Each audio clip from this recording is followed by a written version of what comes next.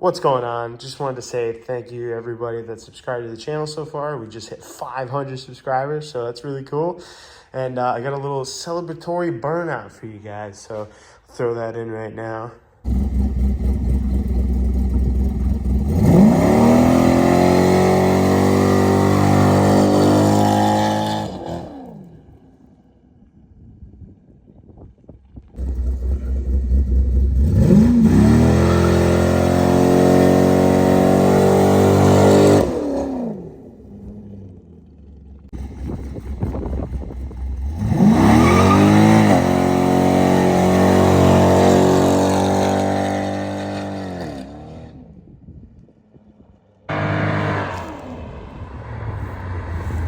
And the rest of this video is kind of older stuff that I, did when I was finishing up this car. So includes, touching up the wheels and stuff like that, and a couple of the other things.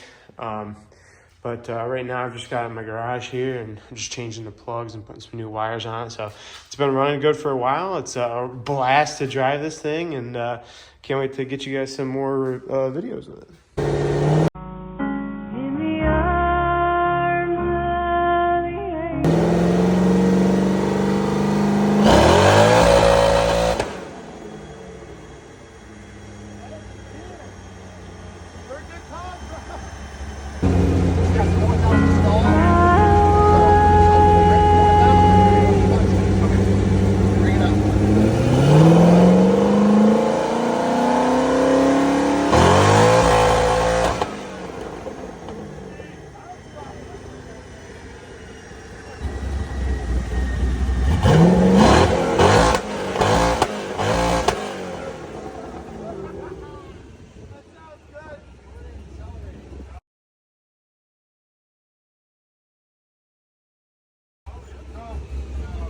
All right, so I'm gonna be taking a little pause break from this project and going over to this mystery box. So shipment finally came in today. I've been waiting on for quite a while. See the GM logo on the box there? Should give you a hint. This is an RPM, as you can see. RPM level 5, 4L65. And it's a fresh unit, so this is a much needed upgrade from what's in it now. I'm not sure what they actually did to the transmission that's in it now, but I know for a fact that RPM does these right, and this thing's made to hold more horsepower than I'm going to be putting down in this car in the foreseeable future, so should be good to go. And this car being the Corvette, obviously. I also got a torque tube rebuild kit, so we're using these stock bushings. These are new, but the ones that are in it are these like polyurethane, rubber, whatever you want to call it, bushings. And then just some bearings, SKF. And then I think that's a new retainer or whatever you call it, dust seal on the end. Genuine, made in Taiwan. So yeah, that's the transmission that's going to be going in the Corvette. And to get started on that, I've already swapped places with the truck and got the car up on the lift here. So getting pretty good, unfortunately, at taking this thing apart, since it's like the third time I've had the torque tube out of it since I've owned it. So this is a base model, as you can see, base model brakes. But I already have this RPM upgraded rear diff. So this is the 06 and up differential, and because this is a 2005 car, that requires the use of, if you can see it in there, the little oily, that adapter plate that RPM sells. So it's pretty cool setup, how it works and all that. It's neat that they were able to make an upgrade for it that's pretty affordable, and gonna pretty much, like I said, with the transmission, hold way more power than the car could make. So it's going to be just peace of mind and good to know that I don't have to worry about anything back here breaking. Nothing's worse than doing a burnout in your C6 and your whole rear end just explodes.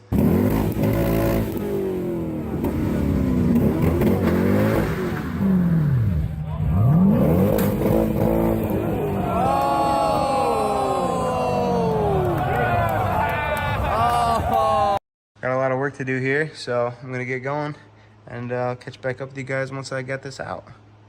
And voila, it is out and on the ground. Well, the drive line's out and on the ground.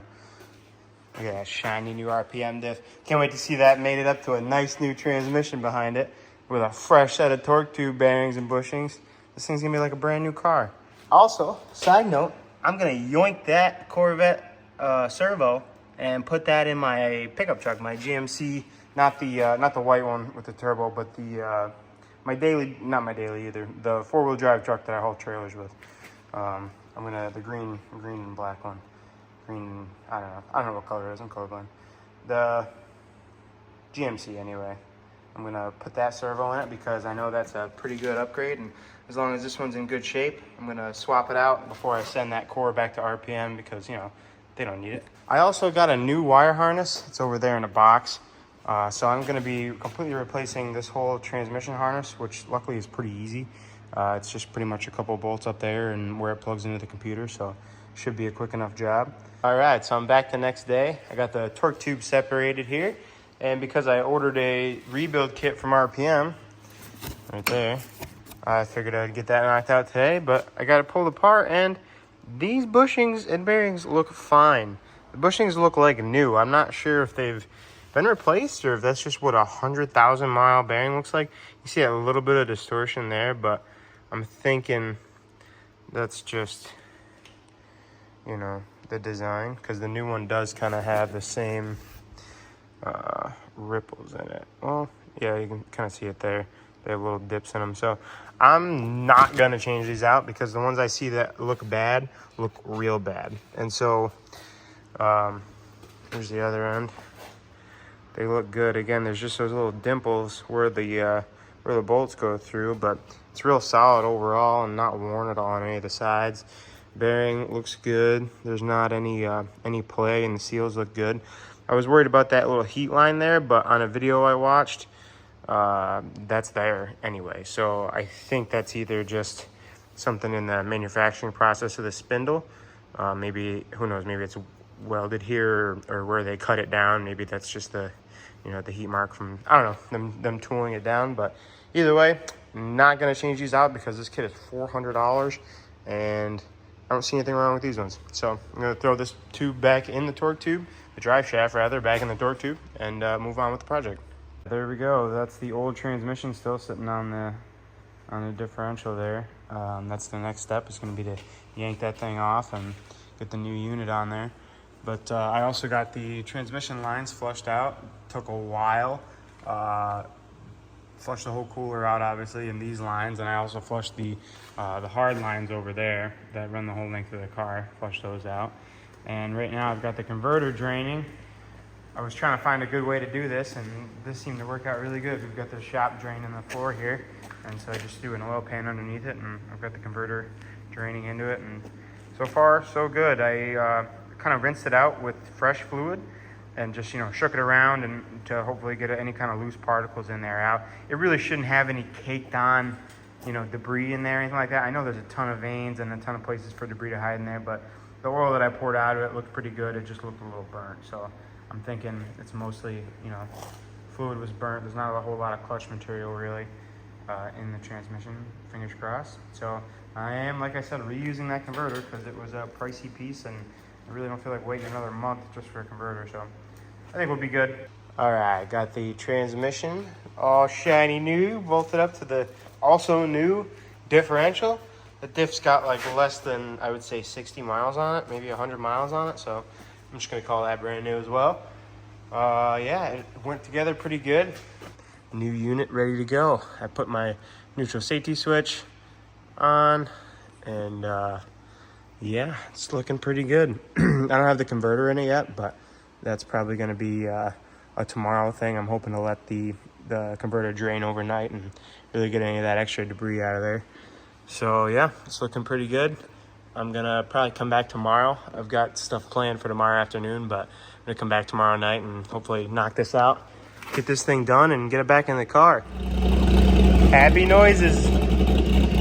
Transmission's in. I'm about to put the stock trans tune back in it and go for a test drive. It's very dirty. Very, very dirty, but ready to rip.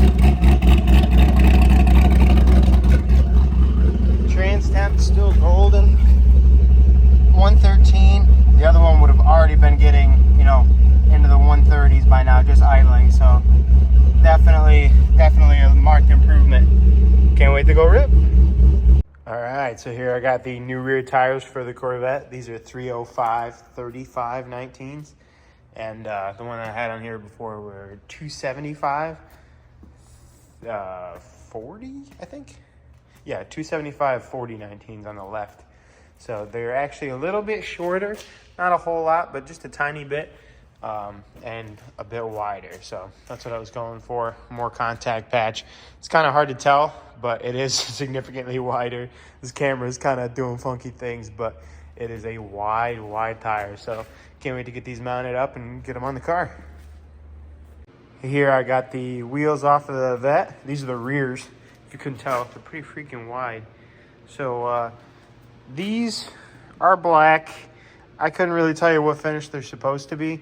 They're kind of dull even when they're polished up, but this one's real dirty right now. So I'm gonna go ahead and get it hosed down and then try to polish it up a little bit. And I'm gonna see what imperfections there are around the lip, like right here. Focus on that. Like right here, we've got some curb rash that I want to take care of. So I'm just gonna actually mask this off and then sand that smooth and then just give it a quick spray.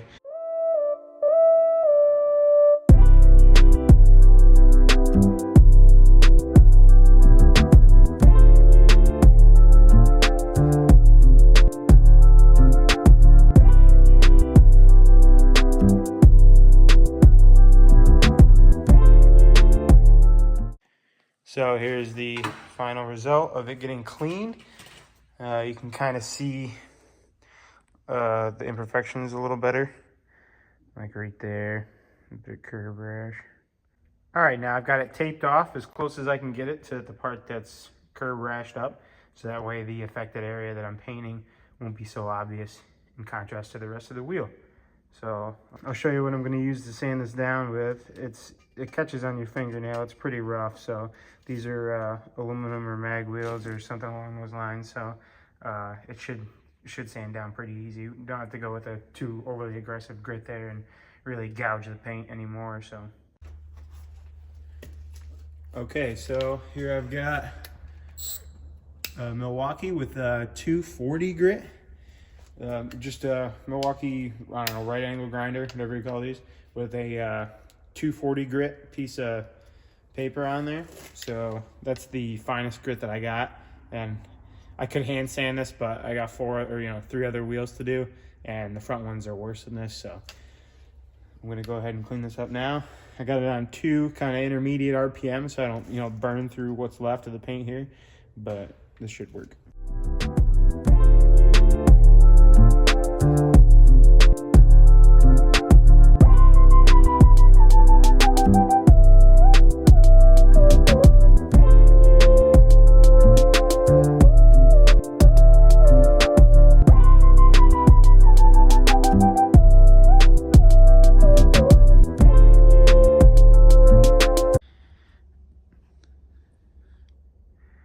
All right, so here you can see how the finish came out.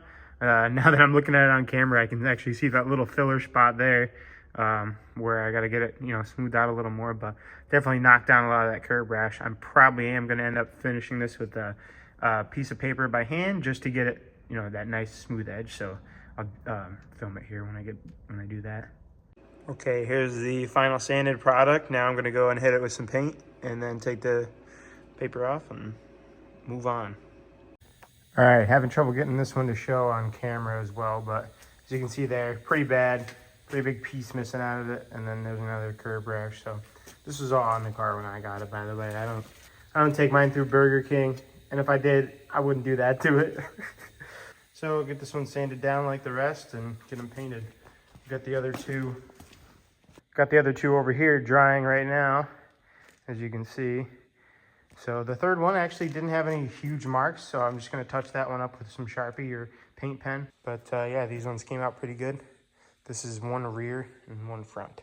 So that's the width between the rear and the front on this.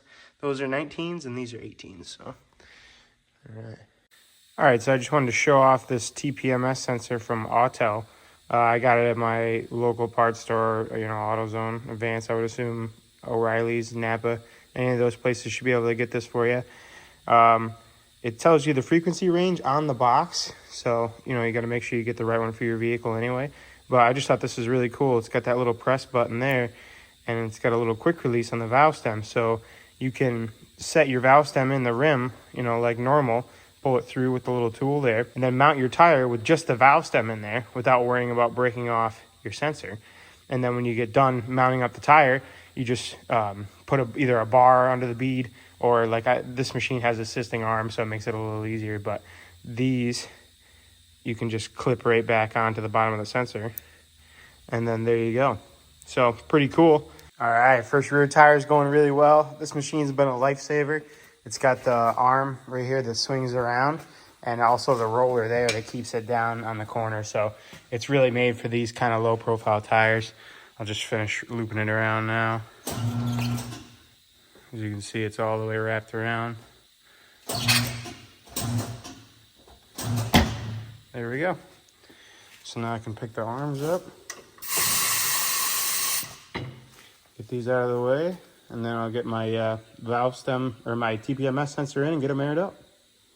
And so just like that, now that the tire's mounted, I went ahead and clipped on the sensor.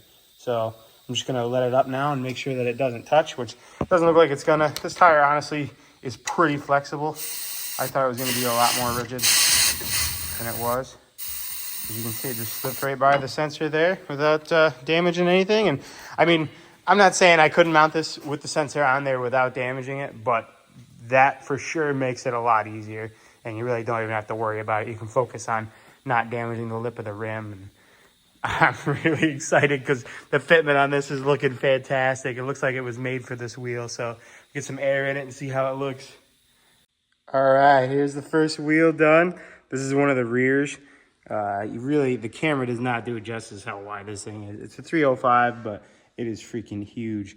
So I'm so happy with how the sidewall came out. I was kind of doing a little bit of guesswork on the overall size here to get it, you know. The rims are aftermarket, so I measured them, but I was still kind of, you know, not 100% on how these 305s were gonna look on here. I'm super stoked with how this came out. And I'm gonna go and get the rest of them done.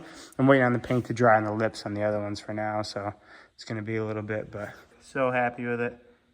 Check that out, super square. Here's the first wheel from yesterday. So this is the one that I started the video with.